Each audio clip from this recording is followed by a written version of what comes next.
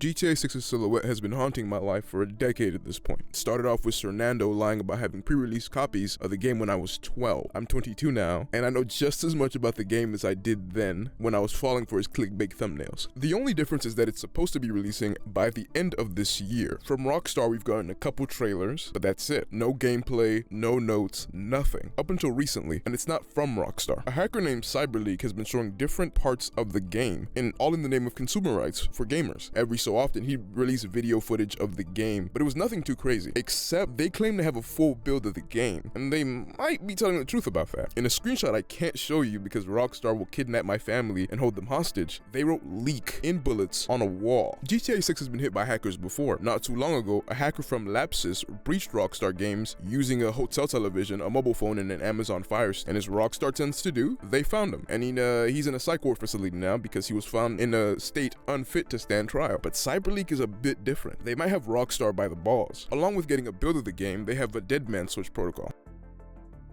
My original thought was to use my newfound computer science knowledge to explain how they were going about doing things and other historical examples of Deadman switches. But since I'm an educational tech channel, I'll just show you how to make one. It's super duper easy. Here's what you'll need: a computer, an IDE or text editor, your email, preferably Gmail because that's the one I used, and Python, since it's the easiest programming language out there. Don't worry, you don't have to have any programming knowledge. I'll try to explain everything as in-depth as possible. The physical concept of a Deadman switch originated inside of a mind of paranoid engineers. Train operators in the late 19th century had to keep a handle or pedal held down continuously while a train was moving. If the constant pressure stopped because the operator happened to die or pass out, the brakes would engage automatically. The goal was to prevent runaway trains. Over time, the concept spread into heavy machinery, tools like cranes, presses, and power tools, and things of that nature, but the format you might be the most familiar with is military situations. That version of the concept was popularized by the Soviets in the mid-20th century. It was nicknamed Dead Hand. It had sensors monitoring for signs of a nuclear attack, seismic activity, radiation levels, communication signals. If those sensors detected a strike and command went silent, well, a retaliatory strike was triggered automatically. No humans were required. The version you're probably the most familiar with outside of that is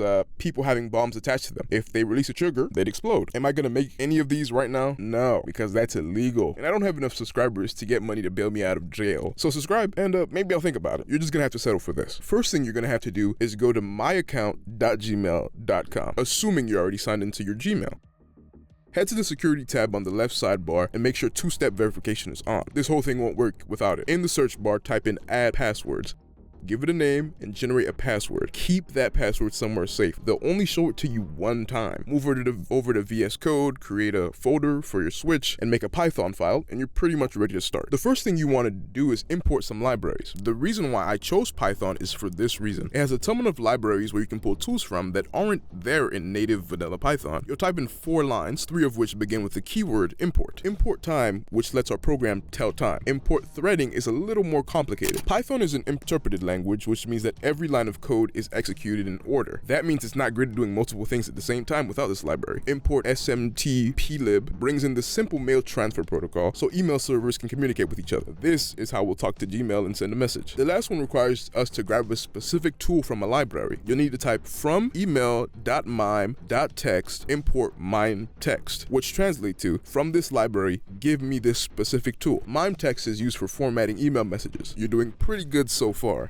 Next section is the settings. You'll need to set a variable, which are names that hold in specific values. Make one for your Gmail address or the address you want to send it from. Remember the password that we got from the Gmail security tab? Make a variable for that too, and paste it exactly as it's shown. Make sure there's spaces in there. Make another one for the email you want to send it to, and for this example, you can use your SAM email. The final variable is interval seconds. This is how long before you want it to fire. 5 seconds is enough for testing for now. I set it to 30 originally, but that didn't work. If you want it to go off by the end of the day, like he has it, it's 86,400 seconds. Capiche? There's one more variable you have to set using a tool from the time library. Time returns the current time as the number the moment that line runs. Here's where things get a little bit more complicated. I've been using the word tools, but the real name is functions. Functions are pre-built pieces of code that do something. You can make your own, and that's what we're going to be doing for the rest of this program. In Python, you make functions using the keyword def, followed by the function name, followed by parentheses, ending in a colon. Everything inside the indented block below will execute every time you call it in other parts of your program. You'll see that shortly. The first function is the payload. It executes if the user stopped checking in. Using the print function, we'll send a little message to the terminal. Then we define the body of the email in the variable. Nothing different from what we've done before. The next step looks like a variable, but it's a little more work under the hood. Using the MIME text, we define 3 arguments. An argument in programming is a parameter for a function. The easiest way I can explain it is math. 2 plus 2 equals 4 is a function. The tool that's being used is addition, and the 2's inside that problem are the parameters. They're the things that we put in for the function to work. Our arguments are the body text and the formatting rules. Plain and UTF-8 tell the program how to structure the email. The next section lets you set the subject, from, and to for your email. It looks weird, but it's pretty simple. Using MIME text, we can edit the context of the message variable we just made. A big part of programming is handling errors. In Python, you can literally ask for your computer to try a certain section of code, and if that doesn't work, to give the user a specific error message. It's called try and accept. In the try section, we use the keyword with, which opens a connection and closes it automatically when the block ends. Inside it, we use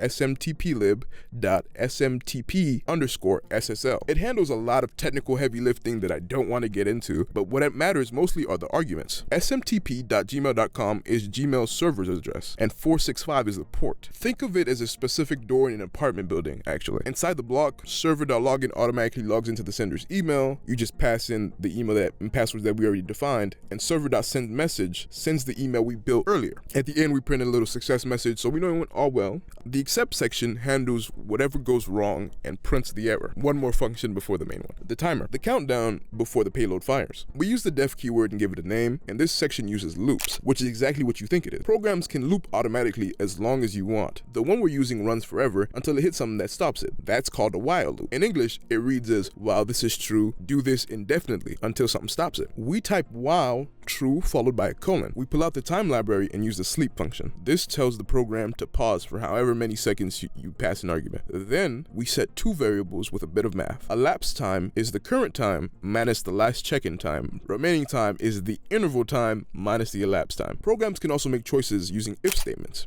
In English, if this comparison is true, do this, and if not, or in programming terms, else, do this instead. It uses the same greater than, less than, and operators that we learned from math class. If elapsed time is greater than or equal to interval seconds, we print a message and call the payload function. And the else section, we print out the remaining time. Pretty easy, right? The last part is the main function, the one we call that makes everything one. We use the last check-in time variable again, but we lead it with the keyword global. Variables have 2 versions, global and local. Local variables can only be used inside the function they're created in. The elapsed time and the remaining time variables were in the timer function and can't be used anywhere else. Global variables are available to every function in a program. The funny thing is that Python sees local and global variables as 2 completely different variables, even if they share a name. So if we want to use a global variable inside a function, we have to tell Python that that's what we're doing. That's what the global variable keyword does. Next, we make a thread. We create a variable, call threading.thread, and pass in some arguments. Target tells us to point to the timer function, and daemon equals true makes the thread stop automatically when the main function stops. Simple enough. We start it so it runs in the background, then drop into another while loop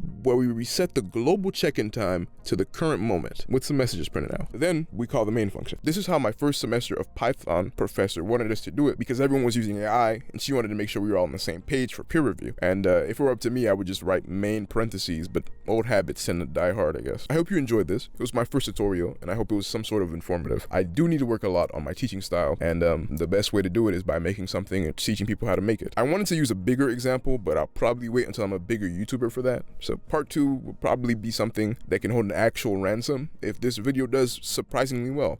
AI was used to fact check my code, but there's an explicit rule in my cowork that doesn't allow Claude to generate any, so I can feel good about myself. I'm a rookie, so please be nice. Have a good one. Subscribe, like, I think I'll post the code in my GitHub. And also remember that if you make it to the end of this video, go back into your myaccounts.gmail and delete that password. You only need it once. After you're done making this, don't have it open because you might leak it, and that's not good for you. Have a good one.